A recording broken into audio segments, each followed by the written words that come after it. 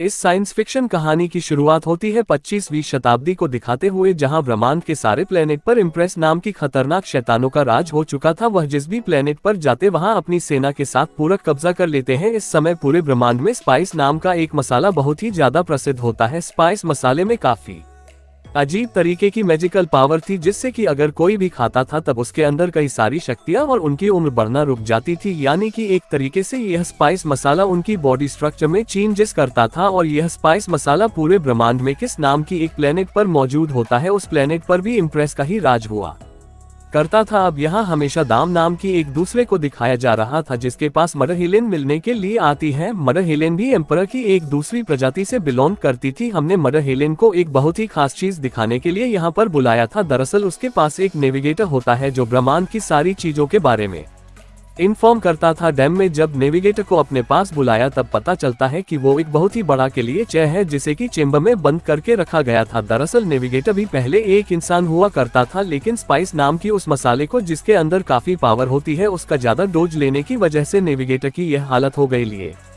इन सारी चीजों से उसका दिमाग बहुत ही ज्यादा तेज हो गया था। नेविगेटर स्टेडियम को बताता है कि तुम्हारे अपोजिट वाले एम्परर जो कि राजा लेते थे, वो बहुत जल्द से जल्द सारी प्लेनेट पर कब्जा कर रहे हैं और उनकी हाउस को प्लेनेट पर मसाले निकालने का कॉन्ट्रैक्ट मिला है। ऐसा ही चलता रहा तो एम्परर ले तो आप सभी को ट्वीट करके काफी ज्यादा आगे निकल जाएंगे। इसीलिए नेविगेटर सेडान को एक एडवाइस देता है कि तुम राजा की बेटी पॉल को जान से मार दी, जिससे कि वह कमजोर हो सकते हैं और तुम डोमिनेट कर पाओगी। स्टेडियम में भी यही करने का डिसीजन ले लिया था। अब हमें यहाँ राजा की बेटी पॉल को दिखाया जाता है, जो किस प्लेनेट के बारे में सारी इंफॉर्मेशन इकट्ठा कर रहा था।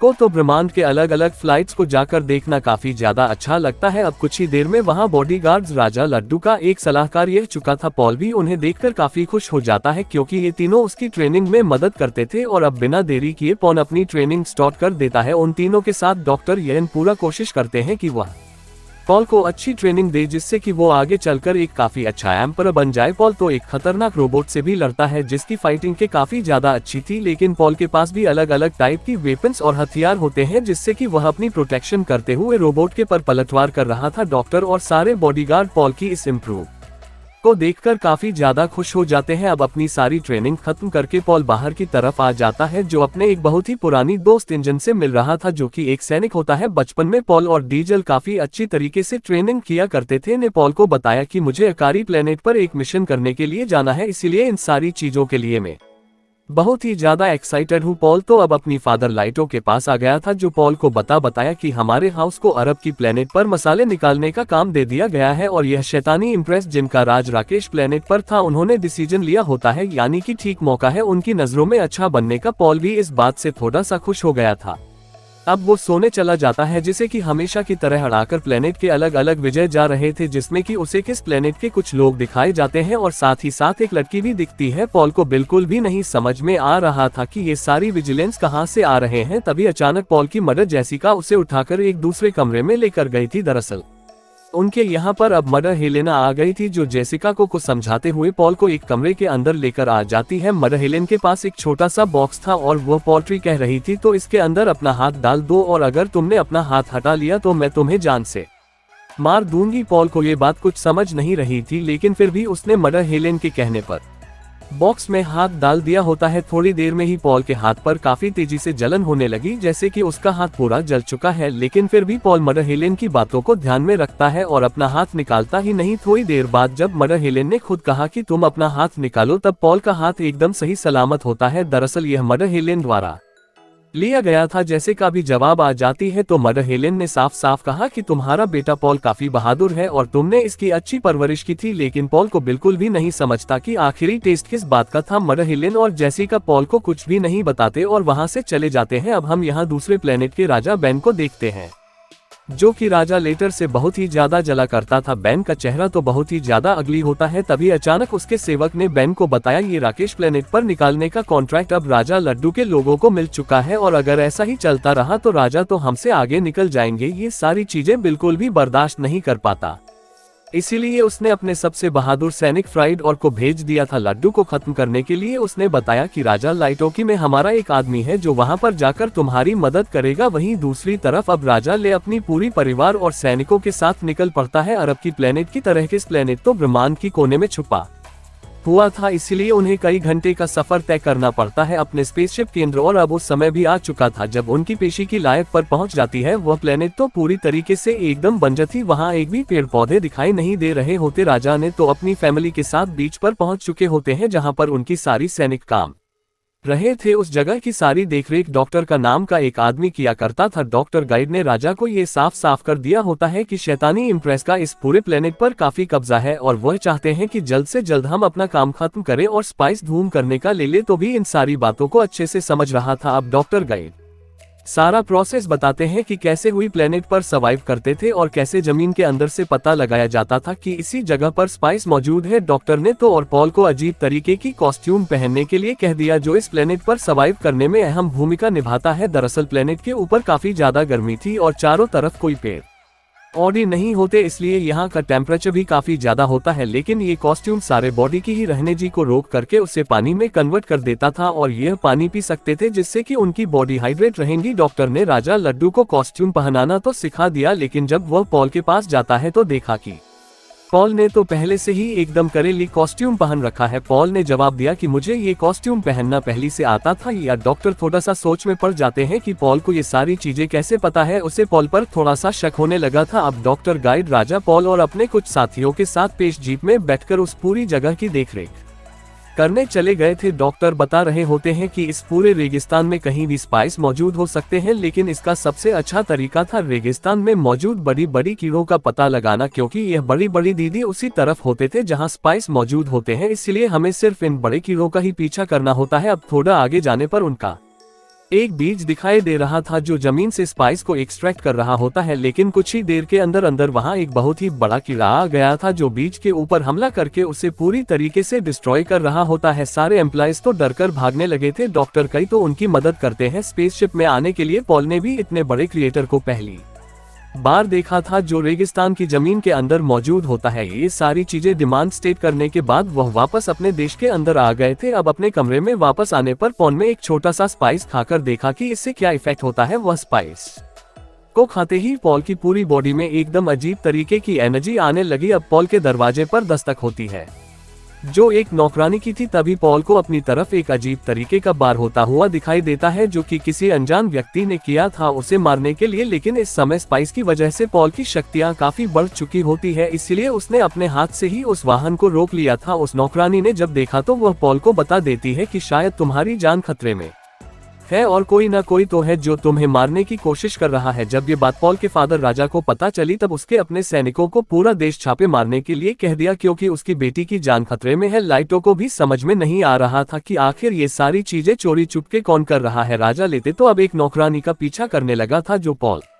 की रूम की तरफ जा रही होती है, लेकिन पॉल के दरवाजे तक पहुंचते ही उस नौकरानी को किसी ने मार दिया था। लड्डू तो उस नौकरानी को देखने जाता है, लेकिन अगले ही मोमेंट पर उसके ऊपर भी किसी ने एक छोटी सी तीर मार दी थी जिसके अंदर बेहोशी का इंजेक्शन होता है। अच्छे से देखने के बाद लेटर को पता चला कि यह तो डॉक्टर गाइड है जो पॉल और इस नौकरानी को मारने की कोशिश कर रहे थे। डॉक्टर गाइड राजा को आकर कह रहे होते हैं कि यह सारी चीजें करने के लिए मुझे मजबूर किया गया था राजा बैरन लिए, क्योंकि उन्होंने तो मेरी फैमिली को भी अपने पास किडनैप कर लिया है और वह चाहते थे कि मैं आपको मारकर लेकर आ जाए। लेकिन डॉक्टर शुरुआत से ही वफादार होते हैं लेतू का। डॉक्टर गाइड ने बड़ी चालाकी से लड्डू के एक चीज कर दिया जिसकी ड्रिंक जहरीली गैस होती है। वो बोल रहे थे कि मैं आपको बैन के पास लेकर चलूंगा और जब बैरियर आपको माना जाएगा तब तुम ये दाग को तोड़ देना, जिससे कि जहरीली गैस की वजह से बैन भी मर सकता है। राजा ने डॉक्टर सीता कहा कि तुम मेरे बेटे और जेसिका को सही सलामत रखना। अभियान देखते ही देखते राजा बहरीन की पूरी सेना चुकी थी जो उनकी बेस पर हमला करने लग जाती है, क्योंकि बैरन बिल्कुल भी नहीं चाहता था कि राजा की सेना को कॉन्ट्रैक्ट मिले उन पूरे स्पाइस को बाहर निकालने का। वो खुद ही कॉन्ट्रैक्ट हड़पना चाहता था एम्परर से। अब यहाँ बैन के सारे सैनिक पॉल और जेसिका को पकड़कर उसके पास पेशी में लेकर आ जाते हैं। बहरीन चाहता था कि वह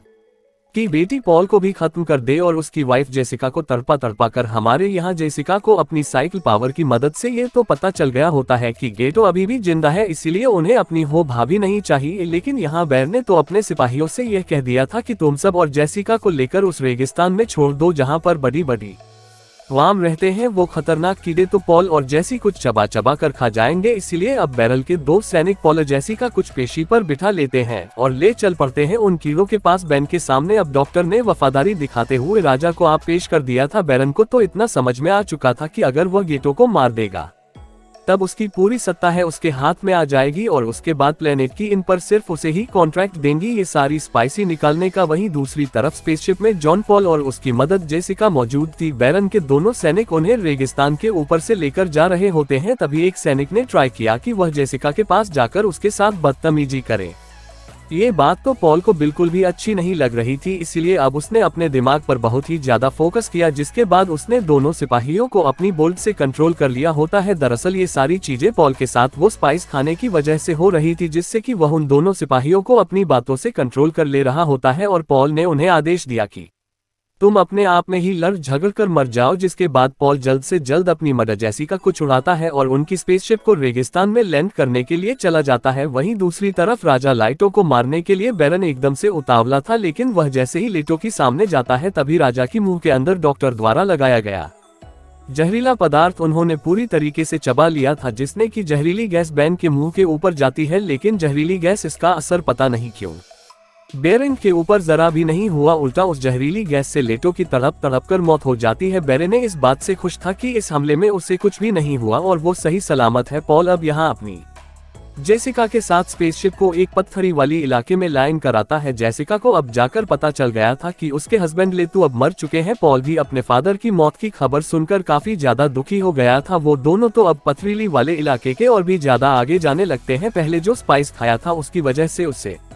बॉडी में कुछ रिएक्शन होने लग जाते हैं। इस रिएक्शन केंद्र पॉल की इमेजिनेशन पावर काफी बढ़ जाती है, जिसमें कि उसे पता चल गया था कि इन पर जो इस पूरे प्लेनेट पर राज करते हैं और नेविगेटर उसे जान से मारना चाहते थे, क्योंकि कहीं ना कहीं पॉल उनके लिए आगे चलकर खतरा बन सकता है। इसलिए और पॉल ने जानबूझकर अपना थोड़ा सा हुलिया चीज का लिया था। अब जैसे ही पॉल अपनी मदद जेसिका को लेकर आगे बढ़ता है, तभी उसे वहां पर कुछ बहुत सारे कबीले वाली दिखाई दे रहे थे। ताज्जुब की बात यह थी कि इन सारी कबीले वालों की आंखें एकदम ब्लू कलर की थी। वह कबीले वाले तो पॉल और जेसिका को अपना दुश्मन समझकर उस पर हमला करने जाते हैं, लेकिन जेसिका ने उनके लीडर को पकड़ लिया था। पॉल तो पर मौजूद नाम की एक लड़की को देखकर शॉक हो जाता है, क्योंकि इसी लड़की को पॉल अपने सपनों में कई बार देख चुका था। उसके दिमाग में अब ये सारी चीजें घूम रही होती है कि यह पॉसिबल कैसे है। बात करने पर पता चला कि यह कबीले वाली इम्प्रेस के खिलाफ जंग जीतना चाहते हैं, जिसमें कि वह ये प्लेनेट इम्प्रेस के हाथ से छीन ले, क्योंकि सबसे किस प्लेनेट उनका ही हुआ करता था, क्योंकि शुरुआती दौर पर की प्लेनेट इन सभी कबीले वालों का हुआ करता था। एम्परर के लोग जानबूझकर यहां आकर हमला करने लगे और स्पाइस चुराने लगे। अब वो सारी कबीले वाली पॉल को लेकर जाकर एक अजीब जगह दिखाते हैं, जहां जमीन के अंदर बहुत सारा पानी स्टोर करके रखा गया था। इस प्लेनेट पर गर्मी बहुत